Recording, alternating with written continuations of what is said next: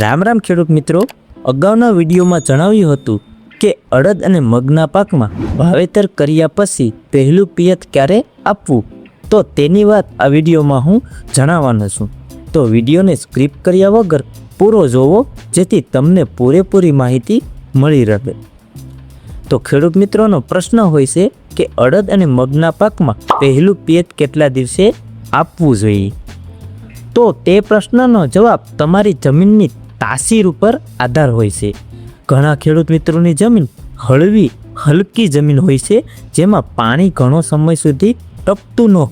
તો તેવા ખેડૂત મિત્રોને 20થી 22 દિવસે પહેલું પિયત આપી દેવું. અને જેની જમીન ભારે જમીન હોય, એટલે કે ઘણો સમય સુધી પાણી ટકી રહેતું હોય, મોડું સુકાતું હોય, તેવા ખેડૂત મિત્રોને 25થી 30 દિવસે પહેલું પિયત આપી દેવું. અને ત્યાર પછીના પિયત જેમ જરૂર હોય તેમ આપતા રહેવા. અને એક વાતનું ધ્યાન રાખવું કે ફૂલ અવસ્થા હોય અને છીંગ બનતી હોય ત્યારે પાણીની ખેંચ ન જાય, તેનું ખાસ ધ્યાન રાખવું. નકર તેમાં પાણીની ખેંચ પડતા ઉત્પાદન પણ ઘણું ઘટી શકે છે. તો ત્યાર પછી પહેલું પિયત આપતી વખતે ખાતર કયું નાખવું. તો મગ અને અડદના પાકમાં યુરિયા ખાતરની જરૂર હોતી નથી, અને જો તમારે યુરિયા નાખવું જ હોય તો તમે નાખી શકો, પણ વધારે પડતું યુરિયા નાખવાથી છોડની વૃદ્ધિ વધી જાય છે અને ફાલ પૂરો બેસતો નથી. એટલા માટે યુરિયાની જગ્યાએ સલ્ફરયુક્ત ખાતરનો ઉપયોગ કરવો જોઈએ.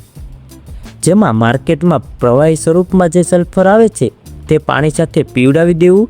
નકર જે ઝીંક સલ્ફેટ આવે છે તે વીઘે 2 કિલો આપી શકો. અથવા છોડની વૃદ્ધિ ઓછી હોય તો તમે એમોનિયમ સલ્ફેટ પણ આપી શકો જો જરૂર હોય તો. તો હવે મગ અને અડદમાં ઈયળનો એટેક અને લીલી પોપટી અને સફેદ મસરીનો એટેક આવી ગયો છે, અને અમુક જગ્યાએ થ્રિપ્સનો પણ એટેક હોય છે. તેના માટે શું કરવું? તો ઈયળ હોય તો તમારે બજારમાં ઇમામેક્ટિક બેન્ઝોઇડ આવે છે તેનો ઉપયોગ કરી શકો, અથવા કોરાજનનો પણ ઉપયોગ કરી શકો. આ બંને દવા ઈયળને આસાનીથી નિયંત્રણ કરી શકે છે. અને જો લીલી પોપટી અથવા સફેદ મસરીનો એટેક હોય તો એસીફેટ પાવડર આવે છે તે, અથવા થાયોમેથોક્ઝામ આવે છે. આ બંને લીલી પોપટી અને સફેદ મસરીમાં સારું એવું પરિણામ મળી શકે છે.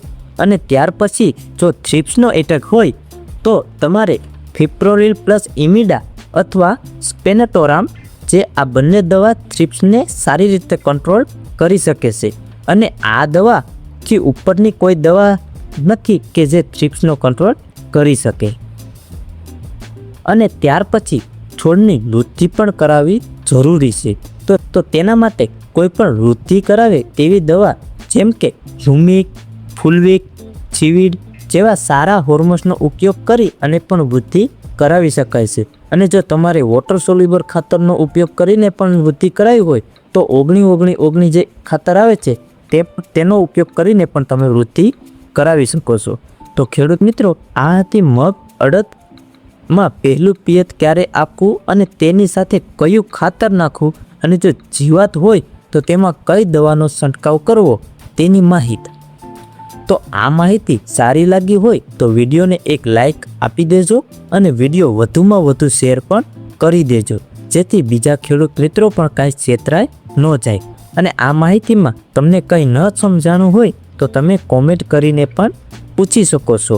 તો આવી જ માહિતી જાણવા માટે જલ્દીથી અમારી ચેનલને સબસ્ક્રાઈબ કરી નાખો, અને આવા જ ખેતી લગતા વિડીયો જેમ બને તેમ જલ્દીથી આ ચેનલમાં આવતા રહેશે. તો જય જવાન, જય કિસાન.